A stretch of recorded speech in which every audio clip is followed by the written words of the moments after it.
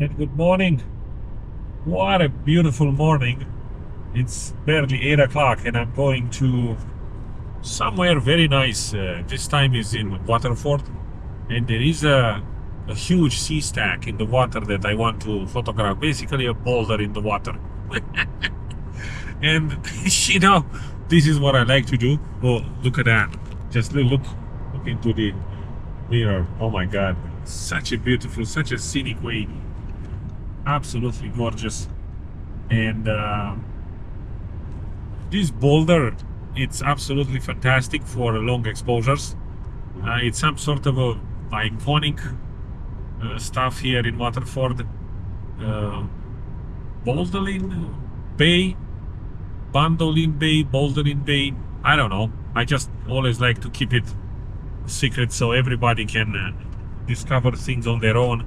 I think this is very important in landscape photography, to travel, to travel, to explore, and see what you can come up with. It's very important for me. I don't really like geotags, though obviously you can get inspiration, and it's always nice to find those places and wonder yourself, okay, where was this picture taken? But on the other hand, it's nice when you find it on your own. It has a completely different impact rather than I don't know, trying to copying whatever other photographer is doing, because more or less you'll be polluted with his or her imagination. So you don't necessarily want that. You just want to put your own signature on top of it. And now obviously in landscape photography a lot of things can be done from multiple angles, simply because of the geography of the place. Okay, you cannot just go up above some geographical landmarks. It's just not physically possible. But we have drones, and today I just want to explore this seascape photography with the drone, because obviously it gives you a completely different what is this, a radar car? No, it gives you a completely different perspective. I'm not at the location yet, but I have in front of me this absolutely beautiful image here. Like I have this length of water that goes in an S shape towards that rocks, those sea stacks, and I have this reflection in the water as well. Light is quite dramatic here. I think there is a photograph here. I don't see it right now. I think I'll just put the drone up and let me just go closer. Maybe there is some sort of a S-shaped curve here that I can photograph leading towards something. Yeah, we'll see what else we can get here. And yes, we are at the cove. It's exactly like how I envisioned that. I'm reverse parking the car here. This is the cove. Absolutely great. The sky is very dramatic. You don't need beautiful sunset and sunrises all the time. You just work with what you have. Again, I remember one funny thing. One day I was going into this picturesque location and I decided that I'll leave my phone in the car, because why would I carry it in my pocket? And then I took the drone with me, so I couldn't fly the drone. That was hilarious. I was about to do the same thing today, but obviously that's a different case. Now let's go and see what else is there.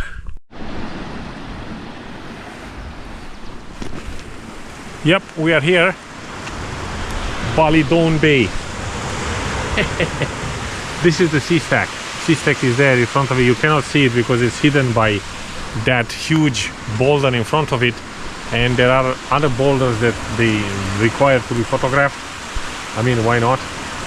Everything here is like a paradise for landscape photographers. And basically you need Wellington's boots. No adventure starts without them. This is part of the Copper Coast, some sort of a geographic preserved area here in Ireland. Everything is marvelous. So approaching slowly and carefully because terrain is quite slippery. And oh my God, look, huge sea stack, beautiful waves, nobody on the beach. That is absolutely gorgeous. There is a lot of things here to to photograph, so we better crack on. I arrived just in time because the tide it will be highest at 10 o'clock. Now it's 9:15. It's just perfect to do a little bit of scouting and see what will be the best composition for this area. So I already found the composition here. I have this huge sea stacks in front of me, and I like how the water is keep on receding. The tide is always going to be high, as I was saying, in about 45 minutes. So I have two options here. I can do either a long exposure to smooth out everything, which obviously I'll be doing, but then you can play with the shutter speed and go something like a 1 second, 2 seconds, just to get this leading blind of water that is receding into the sea, leading your attention towards the boulders. This is my composition here. This is how you see it, and this is what it is from the viewfinder. If that helps you, it sure does. There is a lot of things that you can learn from me, and I have the boulders in the sea stacks in the top third of the frame, just to give them to bring more dynamics into the image. Obviously I'll be positioning now, if I get the adapter part, get my stuff together, and I think hopefully it will be a nice get going of the. What is this? This is not the correct focus.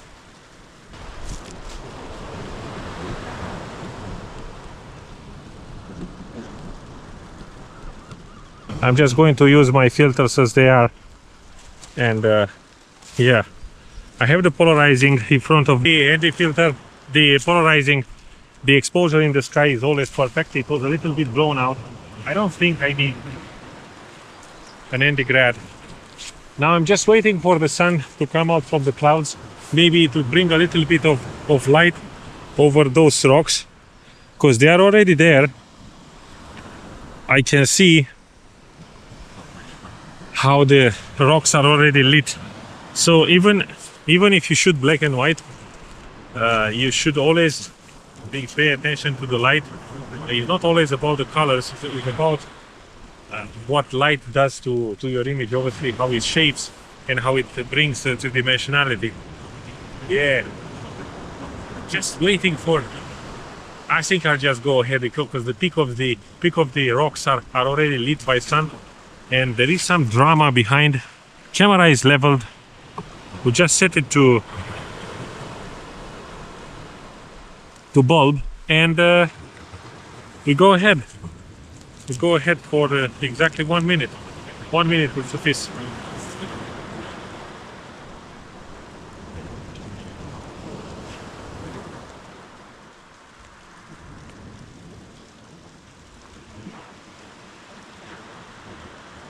And there it is. Now we started, you can see it now, the sea stack of Ballydowane. And the water is perfect. It's a very high tide. We can play with composition. We can try to find some interesting foreground as well. And look at that side. The whole hill gets illuminated by the sun. It's perfect. Sun comes in an angle. Now, probably should have been here more earlier, but the water would have been very low. It's always a catch-22 situation. But let's see what we can come up with. This is my tripod here, well planted in the sand. I had it against a rock here in the foreground. Because what happens, I took a couple of photos, but first one was kind of a little bit shaky because the tripod has a tendency to sink in, so you just have to adjust to that. I took another one, now it's perfect, and as you can see, the sun comes exactly in an angle. It lits it exactly in a three-dimensional way. The sky is dramatic. I don't think I need an ND grad. That will unfortunately cover the sea stack a little bit. I don't need that. And 1 minute exposure, I'm happy with that. I can probably go for 2 minutes as well or whatever, but I think I'll just play more with the shutter speed. And I just want to get now this boulder in front of me, put the camera low and wait for the water to recede, so it will give me some sort of a leading line toward the boulder itself, the sea stack itself. I don't know if it will work. There is like a clamp here, and I made there are a lot of marks here in the sand made by myself, but apart from that, I think we're okay. It is a success, and yeah, let's get going. I found another composition, and I was playing with the shutter speed. I have this boulder in front of me and the big sea stack behind, so there is a nice foreground, middle ground, background. Sky is very dramatic. Unfortunately, I was talking to some locals here, and they told me, as you can see, the water is coming very fast and the whole beach will be swamped in water. It won't be your way back will be cut off, so I'm afraid I have to go. There's still no panic, I still have plenty of time, but you never know, you cannot mess up with the nature. So we'll go back and we'll try to find other compositions somewhere else. But it was a jam, and I will definitely return here. I'm happy with what I got, at least 3 shots, probably 2-3 of them for portfolio. And yeah, I found another composition here. I was struggling, quite difficult because of the parallax. So there are 3 big stacks. You have one in the background, in the foreground, and in the middle ground. And obviously I don't want them to interpose, but somehow it creates some sort of a leading line, I think, in my imagination.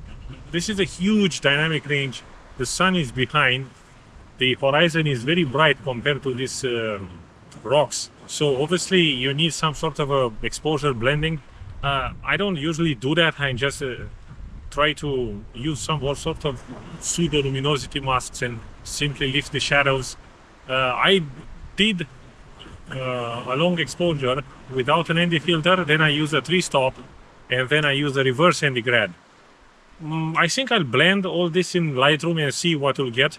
If it looks too artificial, I'll just settle probably with the reverse ND grad one, and I'll just going to lift up the shadows. I'll see. So if we go into this gorge here, hello, how are you? All good? And I think I'll just put yeah, I'll extend my tripod.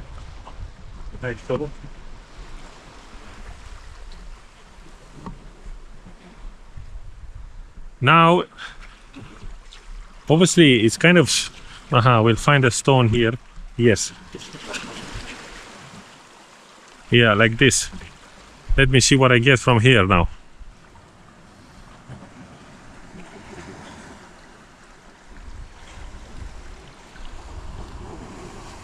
I got nothing. Well, it can be something, you know, like this. For example, what I see with my eyes is that this sea stack in the foreground can act like some sort of a frame, and we have the foreground, the small stacks, and the background that is made of that big stack. Let me maybe I should remove the... Yeah, I think it's working. It's not, it's kind of a bizarre, because here, especially here on the left side of the... maybe like this, yeah. It's kind of abrupt. It finishes... I don't like it, to be honest. But I may give it a go. I just need to reposition, reframe somehow. Yeah. Just to have a balance between left and the right of the frame. I think something... Yeah, there are kind of a lot of elements. I'm not sure if smoothing the water will work or making a big exposure. I think this photograph is kind of asking too much. There are too many things going on. So we have this natural frame, and then the subject is somewhere in the background. I think he's just destroying too much. I'll just go ahead and do it. Why not? And we'll see how it goes.